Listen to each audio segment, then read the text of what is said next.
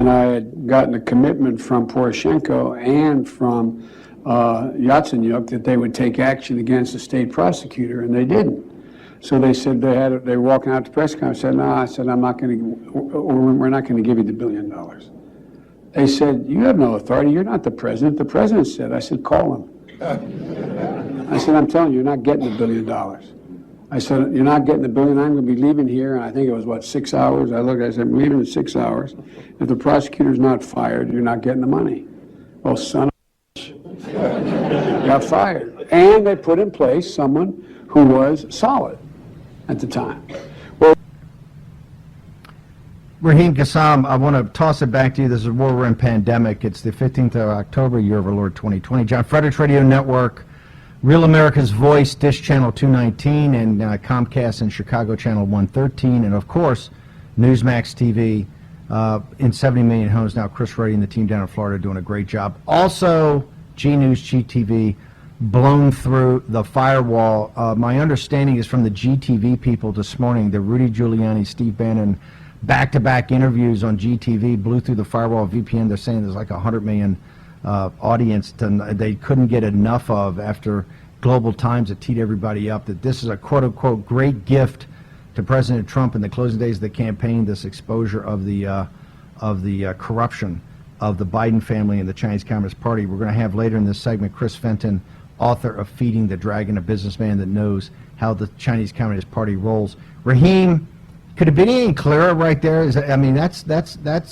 pretty straightforward, right? What Biden said to kind of reinforce now that all the emails are out on the Burisma situation? Well, and here's the thing. I want to see if we can get this graphic up as well from this screen grab from Twitter, because what Twitter has been allowing, well, it hasn't been allowing links to the New York Post.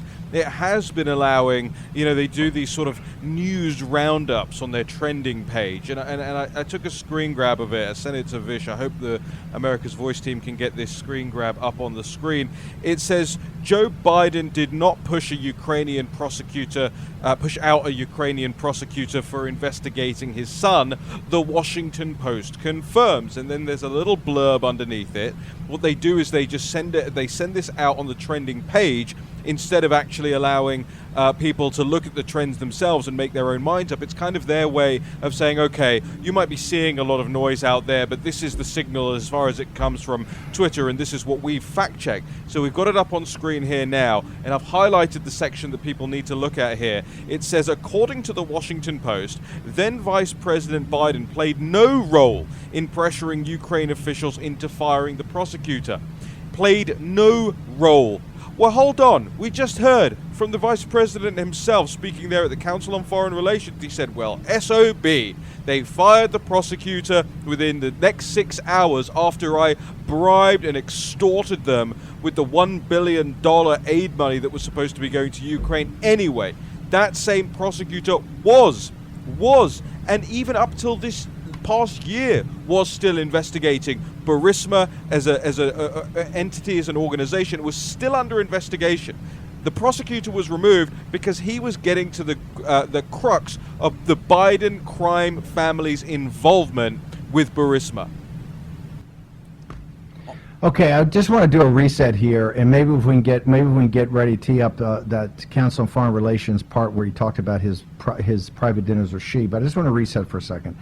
Over a year ago, I started hammering it's been almost 2 years now because of the Peter Schweitzer book. At the time, the research was done for Secret Empires, where they focused on foreign influence on Capitol Hill. Really, the two guys they focused on were Joe Biden, never thinking Joe Biden would ever run again for public office, and Mitch McConnell. And actually, Mitch McConnell didn't come out great in the book either. But I've been saying now for a couple of years that Joe Biden's got to come clean with their family's involvement financially with the Chinese Communist Party. And I said at the time, this is more than Bohai. This is more than the private equity that Peter Schweitzer did such an amazing job of opening up about this $1.5 billion he got when he went over with Joe Biden a couple of years ago when Biden was, quote unquote, head of the pivot to Asia under President Obama while he was vice president. Then, starting this year, when the pandemic started, Joe Biden took the side, Beijing Biden took the side of the CCP. I think it was the 29th or 30th of January when the president came out after Peter Navarro's memo, right, which was inspired by war and pandemic. You can see it had many of the sources were Dr. Gabriel Leung of Hong Kong University, the guys over in Europe and the Bloomberg School of Public Health up at Johns Hopkins, where he said, hey, if you don't take immediate action shutting down China and quarantine people and come back, you'd have 2 million casualties. President did it immediately. Beijing Biden that day denounced the president as a racist, a nativist, a xenophobe, etc. Then starting really in June and July, Raheem Kassam and the guys at National Pulse started warning America, particularly conservatives, that come election nights, these oligarchs in Silicon Valley, given all the work they had done post-Trump victory to use artificial intelligence, these other aspects, the Project Veritas and other organizations exposed so brilliantly that this is going to be a massive problem in this election. And now it's all come to pass, the convergence of both of those threads. Okay, the Chinese Communist Party's influence peddling and really compromising of Joe Biden. Joe Biden, who in the New York Post today owns 10% of a joint venture they were working on that would actually bring him tens of millions of dollars. His corrupt family, you look at the chart they went out, $850,000 here, $15,000 a month there. Just go and get the details. The Daily Mail has taken the story, repurposed it, put it up as their lead with a couple of great pictures of Hunter Biden, I think, sucking on that crack pipe like he's always doing. He's a guy you want as chairman of your board. Right, he's a guy you put on as in a sophisticated energy company like CEFC was. This is who you put in as a joint venture with the Biden family. You put a crackhead. By the way, one of the tweets I saw last night, black kids are being rounded up in these neighborhoods and put under arrest, throwing them in federal prison, right? But no, Joe Biden's son, not only can he become a naval officer because Joe Biden wants him to, he can sit there and smoke crack all day long out in the open, mocking people, taking photographs of it, making films about it. He can do it, why? Because he's protected by daddy, right? And he can get in the Navy, or he can go to China and become head of an organization, make $850 a year, own 20% of it, make hundreds of millions of dollars on the Chinese Communist Party payroll. Think about all the blood that went into that. Think about all the agony of the underground Catholic Church, the underground evangelical church. Think about the Uyghurs. Think about the concentration camps. Think about the Tibetan Buddhists. Think about the live organ harvesting. Think about all the suppression with the firewall. Think about the Orwellian environment that they have there every weekend. Right, my co-host Jack Maxey, a pretty tough hombre, every weekend's choking up, and we're doing the Saturday show with the voices of the Chinese people, the little guy, Lao Beijing, old 100 names, the deplorables of China sitting there going, these people are devils, right? They've destroyed our culture, they've destroyed our society, they treat us like robots, they throw us in prison, they have total control of our lives. You hear their voices in their fight for liberation, but no, the Bidens are taking that blood money and feathering their nest. Now talk about a group that's unqualified. What has James Biden ever done in his life except be the bag man for Joe Biden for getting the cash? What has Hunter Biden ever done except do drugs out in the open, live a life of depravity, and you'll get to see in living color how depraved that life is. Not Steve Bannon talk about it. You'll get to see it with your own lion eyes, right? So, and what has he ever accomplished in his life? He actually said when the CBS 60 Minutes interview him, said, hey, if your name wasn't Biden, given your professional achievements in understanding, do you think you got that? He was at least, I said, no, I don't think I would, right? No, sir. Certainly you would not have. And you took blood money. All those joint ventures, everything in the New York Post should be it should be painted in red. It's blood money off of the sweat and the agony of the Chinese people, okay? The Chinese people that are kept in slave labor by this brutal dictatorship of the Chinese Communist Party. You're in business with them. That's just like being in business with the Nazis back in 1932 and 33. Okay, look at what they've done in Hong Kong. Look what they've done to suppress every religious organization. Look what they're doing up in Mongolia. Look what they're doing in Manchuria. Look what they're threatening Taiwan with. Look what they got Dr. Yan's over here. She's trying to explain to us how this was not a natural virus, how the CCP virus is man-enhanced. And what do? They roll up her mother. They arrest her mother and throw her in prison in Beijing.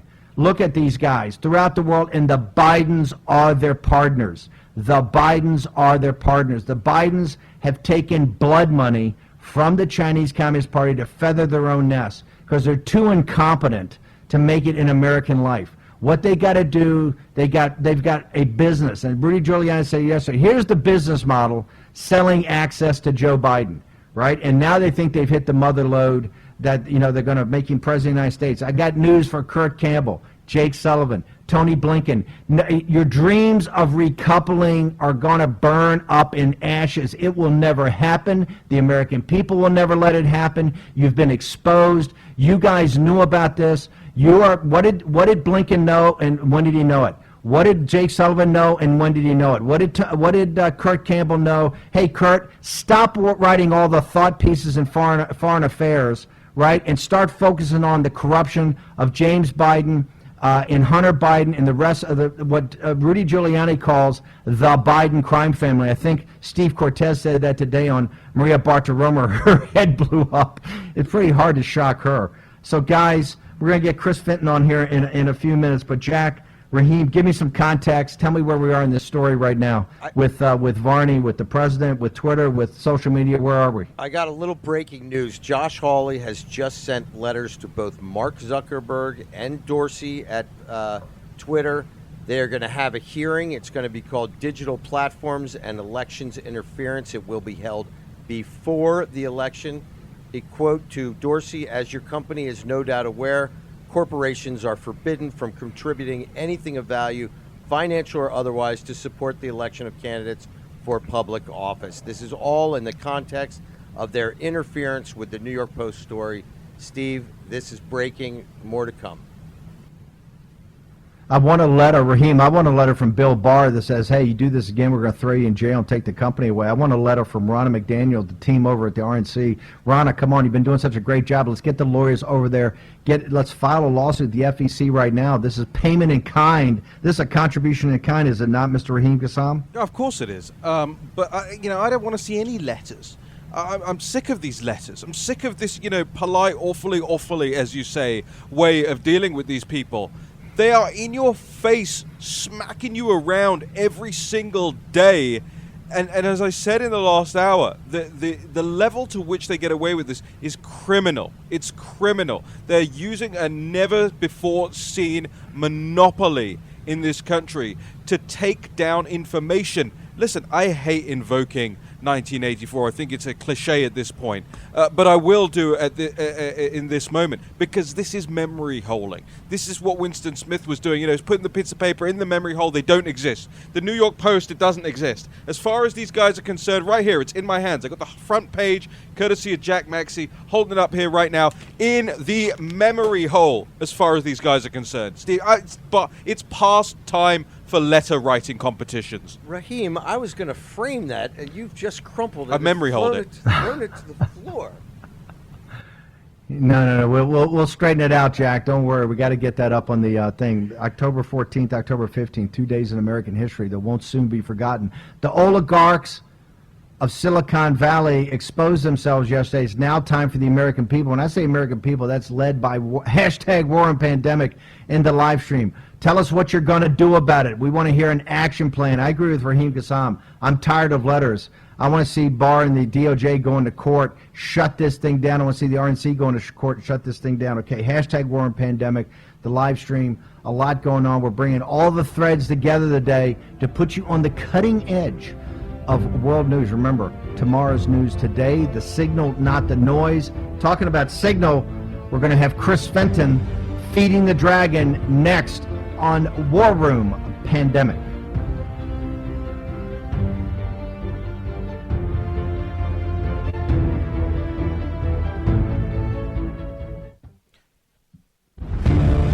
War Room Pandemic with Stephen K. Bannon. The epidemic is a demon, and we cannot let this demon hide. War Room Pandemic. Here's your host, Stephen K. Bannon. Is rude, but you have to be rude. The guy's a liar. He's a liar, and he's a corrupt politician. Joe Biden is a totally corrupt politician.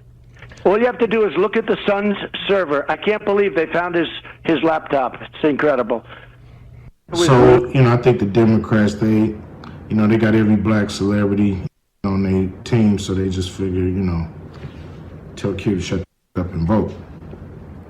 And so, I ain't gonna do that. I'm gonna push the program. We got a program. I'm pushing it on everybody. We also met with the Republicans. They brought us in. We talked to them. They've moved their agenda a lot because of what we said. They put $500 billion on the table, and but who knows? Who knows what's gonna really happen? I just know one of them gonna win, and I don't know if it can really matter to us. We gotta just push whoever is in there, because ain't nobody really solved our problems.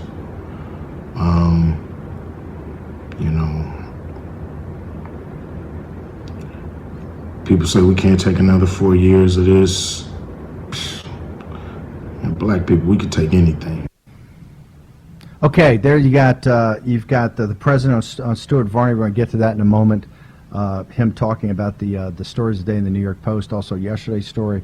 And that's Ice Cube. Remember, Ice Cube, Jeff Quatness, my old partner, was on Tucker. I guess it's about like 2 months ago. And then Ice Cube talking about, they've been talking to the White House, talking to the president about the Platinum program, which I think is one of the smartest things around. It actually goes to the African-American community and say, hey, guess what? Access to capital is the key here. Where did I hear that before? Up on the War Room. We've been saying that for years. Access to capital in the African-American community will solve a lot of problems. The entrepreneurial nature, the hardworking folks, working class in the African-American community, if you open up and give them access to capital, it's going to be a renaissance. And the Platinum program is a start. But I think you're seeing here with a guy like Cube, who's pretty smart, you're starting to see a real reflection on, hey, we're just not going to vote the Democratic Party line anymore. Remember, Michael Moore, he says this, in Michigan in 2016, Moore holds up that card. I think there were 80,000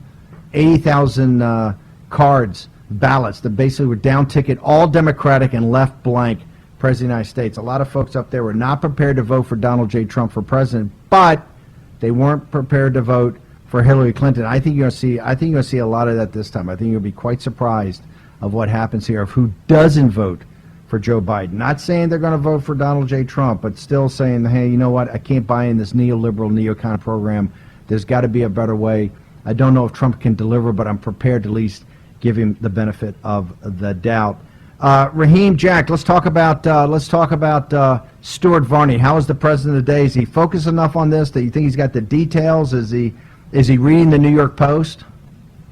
Look, I think the president needs to brush up on some of the details of this. Obviously a very busy man, but you heard the sort of intro to that on Stuart Varney just now. We heard some of it yesterday as well before the president went off script. And I understand, like in the heat of a rally, you want to go where the crowd wants to go. But I think the president also has to signal to his supporters that this is way bigger than just a picture of Hunter Biden with a crack pipe. As enjoyable as that is to lambast Joe Biden over his absolute degenerate of a son taking all this cash, his experience in the field of work appears to be falling asleep with a crack pipe in his mouth. Very sad as well, by the way. But the president needs to extract from the information that's coming out in the New York Post, and as you say, the buried leads that are getting reported in other news outlets as well, the signal of all of this, and amplify the signal of all of this. You got in the New York Post today, Steve, details of these Chinese companies, it's the CEFC and other groups like this. We've looked into this. Natalie Winters has looked into these sorts of companies for a long old while now. These aren't just kind of names that you mention because they're on a piece of paper somewhere. They are deeply entrenched. They have armies of lobbyists here in the swamp in Washington, D.C., and that needs to come out of all of this stuff so the American people can understand the distinction that they're being asked to choose between now, November the 3rd, and God knows how else long beyond that, is that the CEFC lobbyists, the Hunter Biden types, that is an entrenched class of corrupt people here in Washington, D.C., versus what the President of the United States is offering, which is far and away different from that. And I'm happy to debate any person who wants to debate, the president's business dealings, his tax returns, and blah, blah, blah, blah, blah. But here's the deal. There's absolutely no comparison between the way Hunter Biden has comported himself with the reference in these emails to the big man, right? 10K put aside for the big man. Well, who's a big man in Hunter Biden's life? No. That's 10%. Hold it. That's 10%, not 10K. That's 10% of a joint venture is going to be worth hundreds of millions. Hey, it's a lot different than 10K. They're skimming off all the consulting fees and all the travel and expenses. Biden's getting 10% of a fully financed, massive joint venture that's going to be worth hundreds of millions of dollars. Yeah, sorry, that was equity distribution, right? 20 for Hunter, 10 for this guy, 20 for this guy, and then 10 held by H, that's Hunter, for the big guy. So who's the big guy? And that's what I want to hear President Trump talking about tonight. Who's the big guy? Let's hear it. Let's ask the Joe Biden campaign, who's the big guy in this scenario, in this equity share deal? And why is Hunter holding something from the Chinese Communist Party for him? Hey, Haley, here's the dubious source. It's Hunter's hard drive. Look at the Daily Mail right now. I think they've done a good job of taking the New York Post reporting and actually finding the buried leads. They've got the email up on the site. If we can throw that up during this thing, the New York Post and the Daily Mail. Daily Mail's done a great job of, it's the largest website in the world. And it's also got a great story right next to it. Sorry, not sorry. And that's the joke of what Twitter and Facebook have told you. Oh, we're sorry, we maybe not communicate, but still got it shut down. And they shut the White House down. They shut the White House down from communicating with the American people. These tech oligarchs are out of control. Hey, Jack Dorsey, he did it again, I throw him in jail, right? The American people got to step up. If you let these punks in Silicon Valley are playing Smash Mouth, okay? This is nothing subtle about this. They're just going to shut you down. I've said for a long time, they got to be treated like public utilities or you're going to have this problem. And now you've got it. Remember, this is all financed with your money. This is all the deplorables. This is all institutional money. This all comes from the private equity firms, the venture capital firms, the hedge funds, the money managers. That's all your cash. That's your pension funds, your insurance policies, your savings accounts. It's all your cash. It's all your money. And this is what they're doing with your money. They're suppressing your voice. You know why? Because they don't want to hear your voice. That's why they got to destroy Donald Trump. Here's what they want you to do. They want you to go to your job that's not paying you enough, right, because they've allowed the Chinese Communist Party to infiltrate the United States. They want you to pay your exorbitant taxes, right, pay these huge taxes, and send your sons and daughters out to all the wars that they want to start in the Middle East and other parts of the world. That's what they want you to do. They want you to provide the cannon fodder, and they want you to write checks. And the third thing they want you to do is keep your mouth shut, okay? This is where we are today in this republic. And if you don't think that Franklin was right, a republic if you can keep it. If we allow this social media shutdown that was built off of your money and your government regulations, right? If you allowed that to happen, which you basically either paid for or helped to make sure they had the social order underneath it to actually build it, then I got to tell you, they're going to do nothing but suppress you.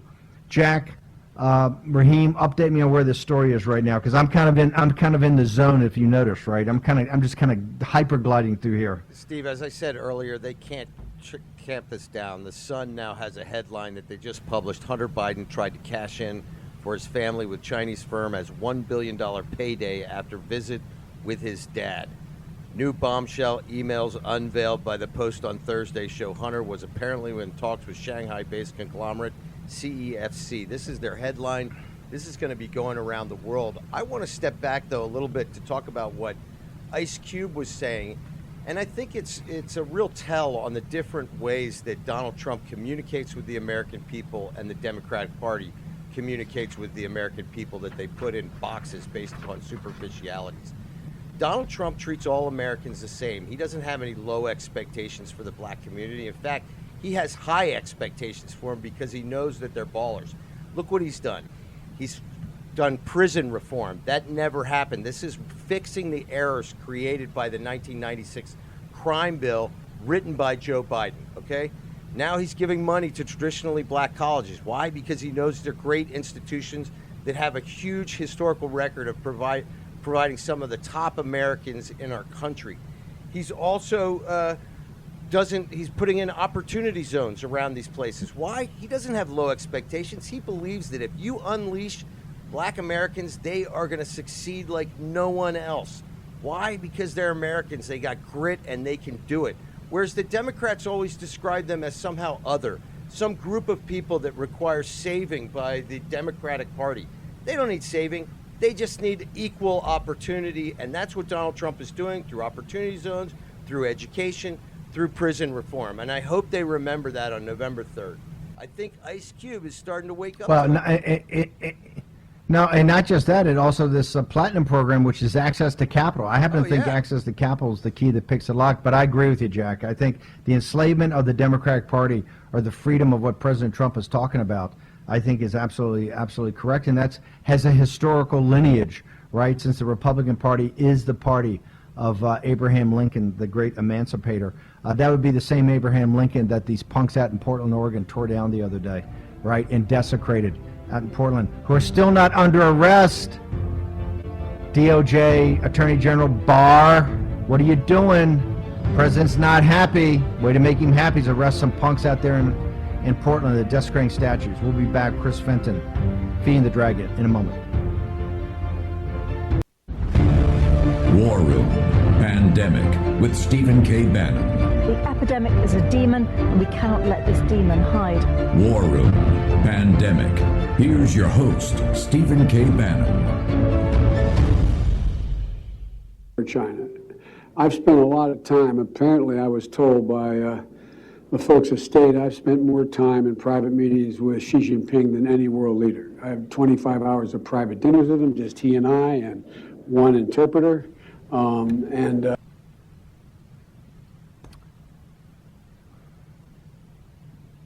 Okay, welcome back to War Room. Welcome back to War Room Pandemic.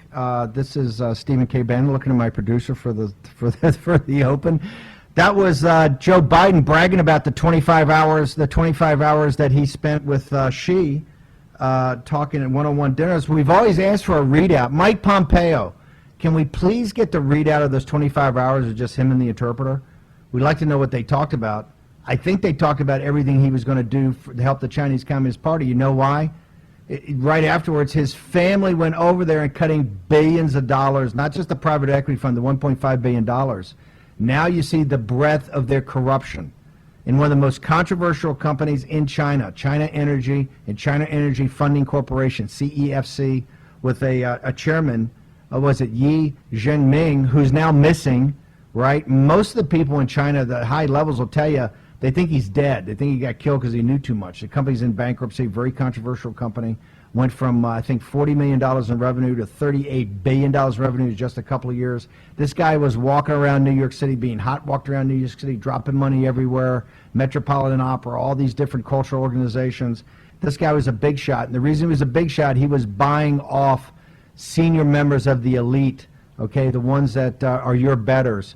Part of that was a former Vice President of the United States, Joe Biden. We got Greg Sargent, breaking news, Washington Post, got Greg Sargent, the plumb line, the columnist over there, saying this headline, Trump's fake new Biden scandal has deeper purpose. Bannon revealed it, says laughably weak. Greg, what are you saying today about the emails? Here's what's weak, buddy. It's a hard drive. And just remember, Murdoch and their lawyers went all through this, and their lawyers are just as good, if not better, than Jeff Bezos, the oligarch from Silicon Valley, and the lawyers at the Washington Post.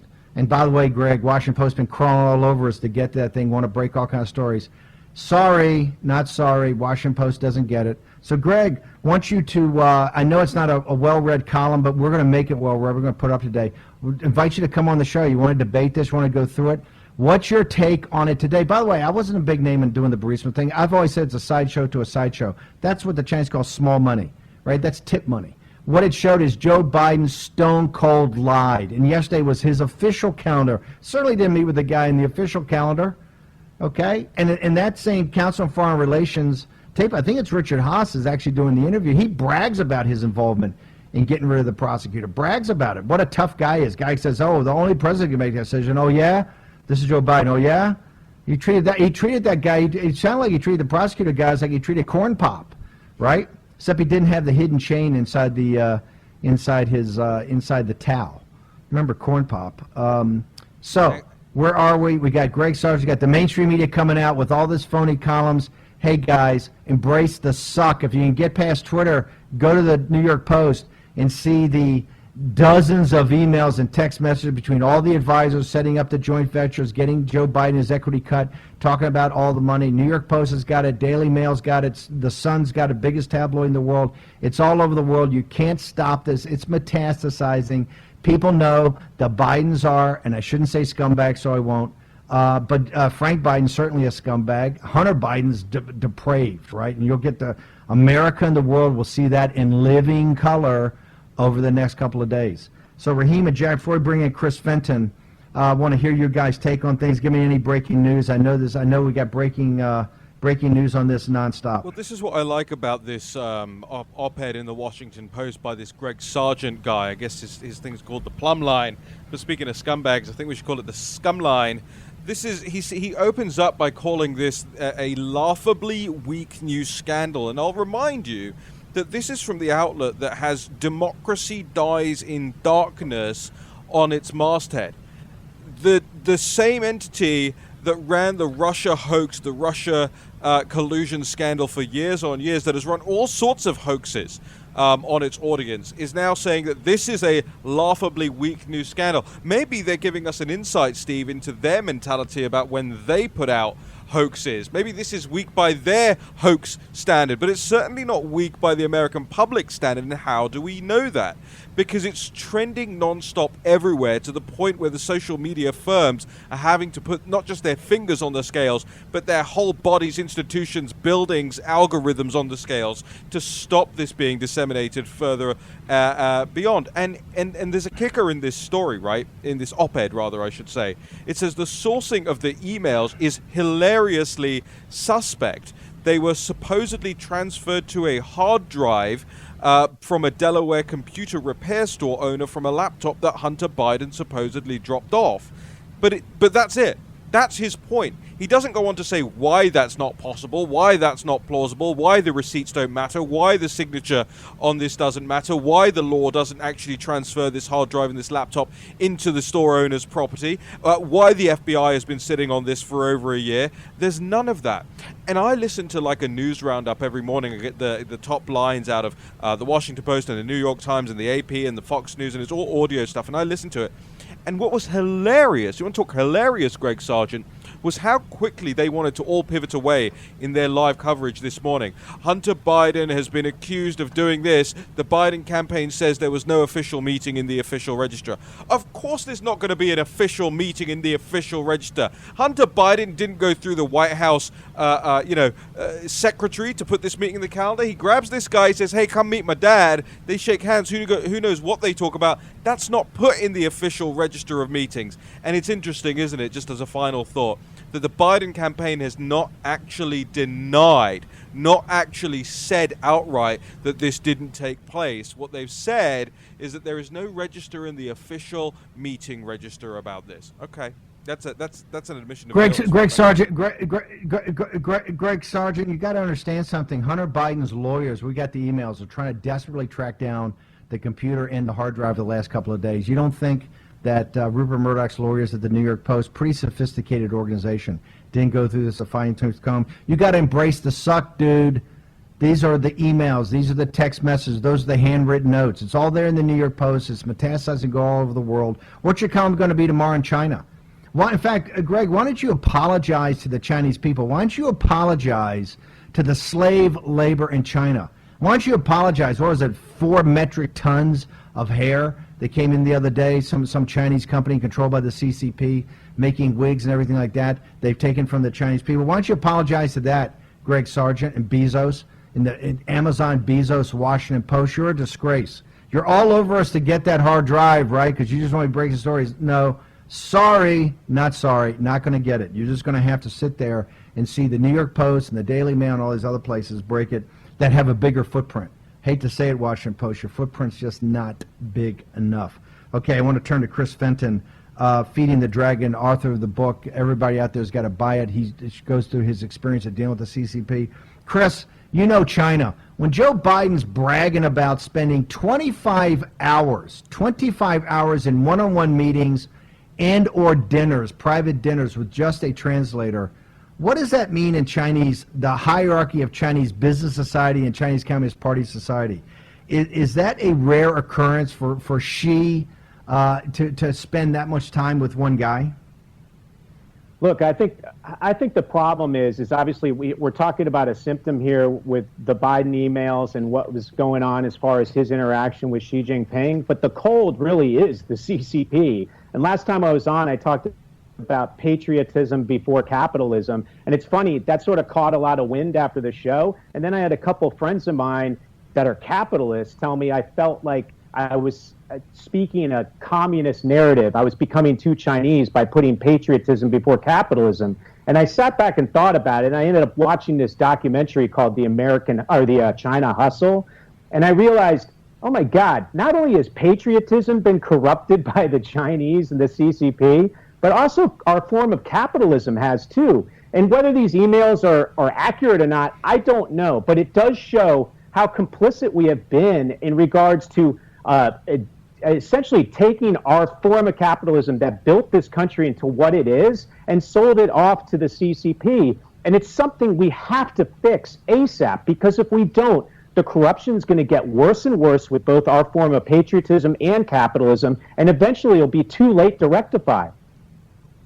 I want to bring up an interesting point. Dan David is actually the filmmaker in back of the China Hustle. He's a guy who's done some great work. I actually did his podcast for an hour a couple of weeks ago and talked a lot about the CCP.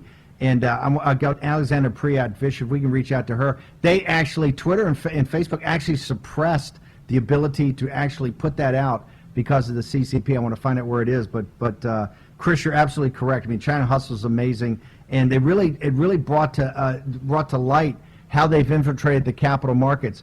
So talk to people. You know the CCP better than anybody since you've had to deal with them as a film producer and as an executive. When you see the New York Post story and you see all these kind of secret joint ventures they've had, secret partnerships, what should the American people be asking, Chris? You know how the system works over there. What should the American people, as they read these stories, what questions should they be asking of the Bidens? Well, as you know, I try to stay nonpartisan on this because China is such a red and blue issue. It affects 99% of the country in a negative way. So I don't want to jump into the Biden specifics. What I want to jump into is the fact that if that is true, it's just an example of what's been going on both sides of the aisles, how much complicity has been involved. If you've seen China Hustle, you know that there's some whistleblowers that came out and became squeaky wheels on the subject. I've come out on it in regards to the censorship issues and some of the processes and the JVs and the stuff that we've sold out to China in order to damage the health of Americans. And it's something that both the red and blue are complicit in, and we need to address it. So if anything, I'm looking at those emails and I'm going, hey, this is yet another wake-up call. This is another Daryl Morey tweet. This is another Mark Cuban, Megyn Kelly podcast interview. This is just yet another example of Mulan and Disney, where suddenly we got to go, guys, wake up, America, wake up. We are going to lose our form of patriotism and capitalism that made America great if we do not fix this now. We have a ticking clock, and it has to be done. So, Chris, how do people get access to the book? How do they get access to your website? How do they get access to your social media? Give us all your connections. Yeah, my Twitter is at the Dragon Feeder. Our Audible just came out on the book. By the way, thank you to your audience for keeping it up on lists. I've been getting on the left side platforms quite a bit because that is super important, yet I haven't been on CNN or MSNBC, so I ask, please go out, buy it, help it raise up its profile on these lists because it really helps me build the platform to continue being the squeaky wheel. And quite frankly, it's working. I got Judd Apatow into it, and there's one of the basketball players started to get into it. Like, now we're starting to build momentum, and we got to keep that going. So thank you to your audience, and thank you for allowing me to be on this show. It's an honor and always humbled. Chris Fenton, you're an American patriot, and you brought up the thing about patriotism versus capitalism. Hey, you're right at the right place. Remember, our audience is capitalist, but they're also populist, they're economic nationalists, but most important, they're American patriots. Thank you for joining us today on War and Pandemic. Okay, hashtag War and Pandemic. Want to hear everything you got to say about Fenton. Live stream, want to talk about the Bidens. What questions should America be asking of the Bidens giving the expose. And by the way, there's a lot more to come, so don't think that's all of it. And also, where do we stand with these oligarchs in Silicon Valley, the oligarchs that are trying to shut you down and take your voice? We're going to take a short commercial break. We'll return with Raheem Kassam, Jack Maxey, Stephen K. Bannon, War Room Pandemic. We will be back in a moment.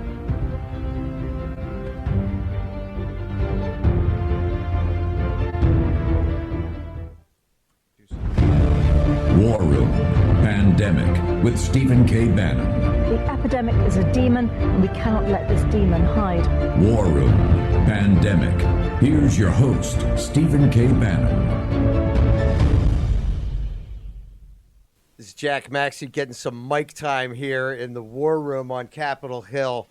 Something we were talking about over the break, and how you're seeing these sort of progressive minds, these thought leaders on the left, beginning to sort of change their point of view, question. And there was a great sarcastic kind of thread by Sean Ono Lennon, the son of John and Yoko Ono, when he was talking about when these Antifa BLM terrorists tore down the Lincoln statue in Portland a few nights ago. And that struck a lot of people as odd, because why would Lincoln be the object of your hatred when here's the guy who freed the slaves? But Sean Lennon wrote this. He said, "Can someone explain why it appears a Lincoln statue was toppled in Portland? Asking for a friend." And then he follows on with, "The pyramids of Giza were made under coercion from evil pharaohs who were not very woke. I think we can all agree the pyramids should be torn down immediately." And not to be outdone, he says, "Since the invasion of Britain by Emperor Julius Caesar in 55 BC, Italy has remained definitely silent. I think it's time Italy was held accountable." This is because what we are seeing out there, the narrative from the left, is becoming so ridiculous that even Sean Lennon has to comment on it. And I think he's not alone. Steve, back to you. Yeah, Raheem, update us. What's going on, and then we want to get to what's on National Postal Day. I want to President's schedule. Where we are with Glorious ACB. They're going to wrap that. Mitch McConnell just said they're going to go to a debate and vote on the 23rd and stick around till they finish it, hopefully that weekend. Shouldn't delay. I don't know why they're waiting until next Friday. Ought to wrap this thing up tomorrow. They ought to be there Monday. Let's get this thing done. It's just ridiculous that they're waiting on this, and they're playing with fire. I think it's time to go. She was magnificent the last couple of days. The best moment of the whole thing was she turned the note card over and the pad and had nothing on it. She'd been up there with these clowns, these Democratic clown senators, just bench pressing them the entire time with no notes. I mean, it's amazing. Raheem Kassam.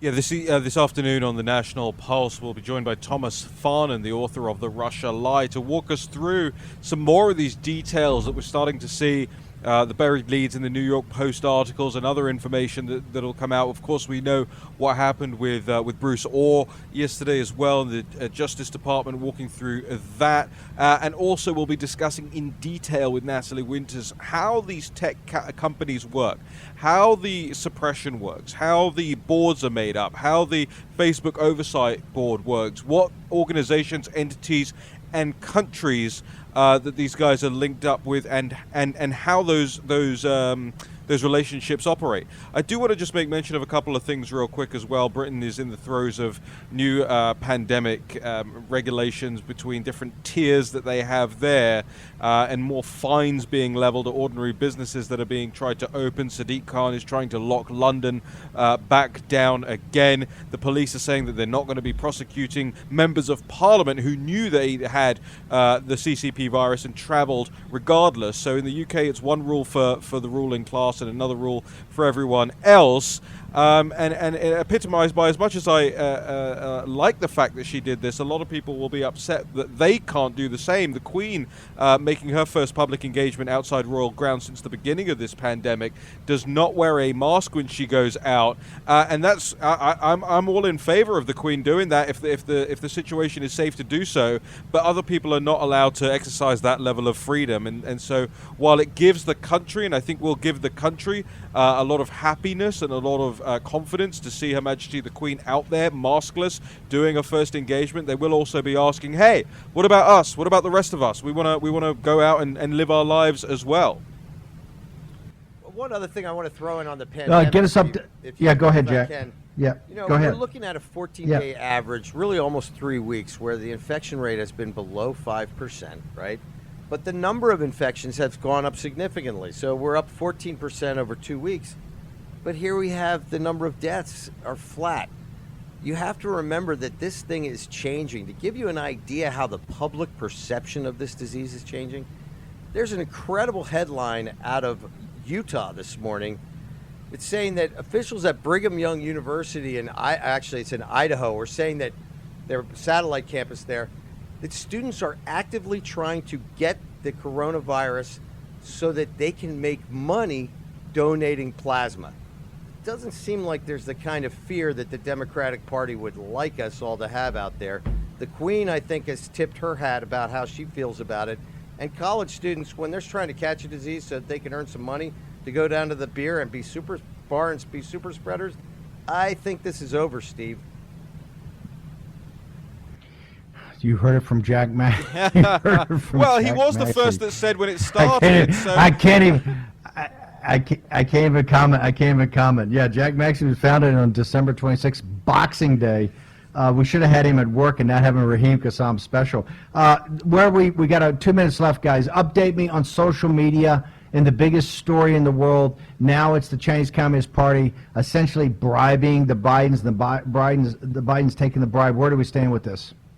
Yeah, that's right. I mean, the news story that's up on the New York Post homepage right now is, of course, still being suppressed by the big tech, by the social media firms. You can't post a link to there. It won't actually allow you to tweet that link. A lot of people migrating over to different social media platforms as a result of this. I know that Parler has again experienced a massive uptick in how many users that they get on a daily basis as a result of the big tech actions yesterday. However, that's not the point. Especially because a lot of people will recognize that then you're just kind of talking to a conservative bubble when you do these things. The point is getting some of these people, and I'm specifically talking about the Jim Jordans of the world, who have been all talk on big tech, and who have even covered for big tech in some scenarios over the last couple of months. It's about action. We've heard from Ted Cruz.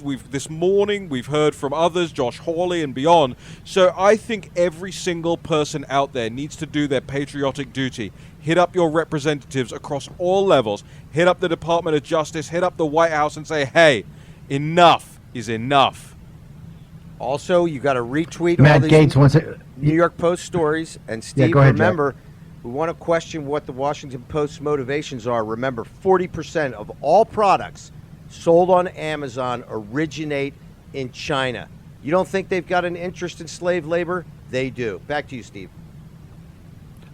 Okay, well, Jack, we're going to delve down that more tomorrow. I think Matt Gaetz has a solution, Raheem. Republicans and conservatives, populists got to stop taking money from the social media PACs. Okay, tomorrow morning, 10 a.m. Make sure you go to National Pulse today at 3. We'll see you back here with more breaking news on this scandal tomorrow morning at 10 a.m.